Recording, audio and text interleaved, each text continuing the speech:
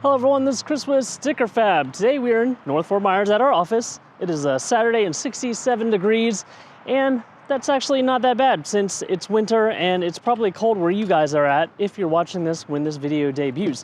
What we are doing today is taking off our 3D carbon door sills that we probably had on here for like 2 years. So I'll take those off. I'll show you what it looks like underneath them. Note, I noticed there were some scratches prior to putting this on. We were one of the first people probably to get a Bronco, and this is an area that I noticed got damaged really easily, especially because we have the Sasquatch package. The vehicle sits a little bit higher, so when people get in and out, it's kind of hard not to just accidentally clip your feet on that. And what we're going to do is replace it with EVA pad. If you guys are familiar with boats, this is used on decking. It feels really nice. A lot of boats that look like they have a teak deck actually have EVA foam, something like Sea Deck, but this is not Sea Deck, it's another brand. And we're gonna put that right there. So it has some cushioning and it's raised, so less likely to actually hit that paint when you come down off of there. All right, so I actually get this question every once in a while. People ask me, how easy is it to remove vinyl? Well, we're gonna see because I haven't touched this in a very, very long time. 2 years, like I said. What I'm gonna do is heat this area up. Like I also said, it's 67 degrees right now. Ideally, you'd wanna do this installation in 75 to 85 degree weather. Adhesive kind of reacts the best in that temperature range. So what I'm doing is heating this up. These you can get on our website. This is a 300 watt heat gun. It's good for removing vinyl, installing vinyl, removing emblems. What I'm gonna do is warm up all this vinyl. You want it to come off just in one piece.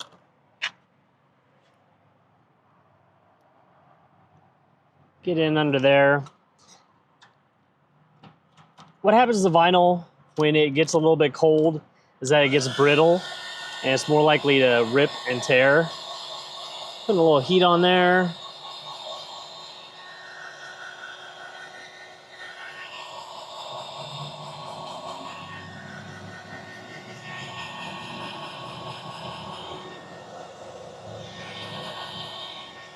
Now this paint might look better than the rest of the paint on this vehicle.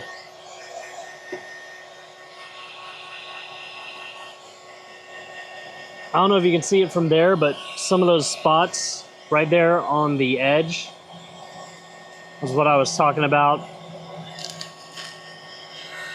My wife is like 5'2" or less, so it was really hard for her to get in this vehicle. We drove it down from Iowa because we put it on pre-order when we lived there.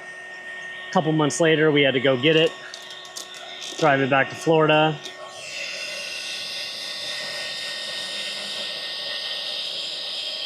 And I already noticed these scratches happening pretty quickly.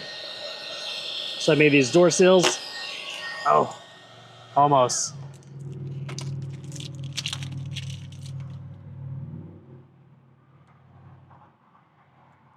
All right, there we go. The next thing I'm gonna do is take a microfiber cloth and this wax-free detailer, clean the entire area. All right, I had to run back, grab that microfiber. I'm gonna try to do this in one sweeping motion and kind of grab all of that dirt.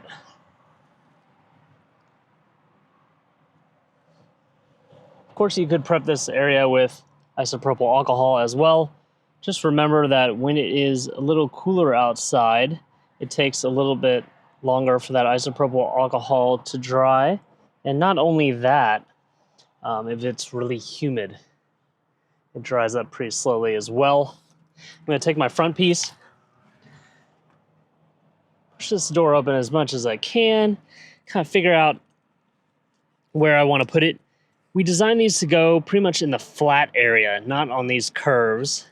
And that's the area where I notice shoes were touching the most. I'm gonna put it basically right up against the edge. So I will visually note where I'm installing this. I'm pretty much gonna start at the front of this trim and then let the rest hang out the back. The Bronco is kind of funny when it comes to paint. You can see all these scratches down here, and that's from the rubber seal on my front door. Anytime these rubber pieces get any dirt or sand on them, it sticks to them, and then when you shut your door, it just slams up against the paint. Like I said, I'm going to put this on the very edge. It's a very forgiving material. I'm putting it on the edge because I don't want people to step on the edge. And the paint in here, people aren't going to get anything in there. You're not going to get your toe jammed in there or your heel jammed in there. But let's close the door. Let's make sure that shuts properly. Oh, it shuts properly.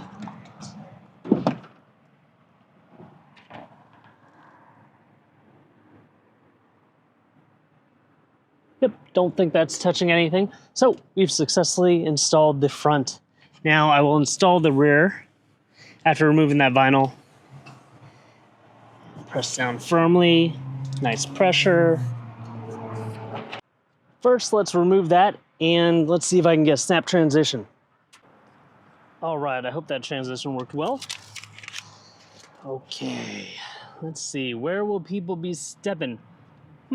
Scratches up here.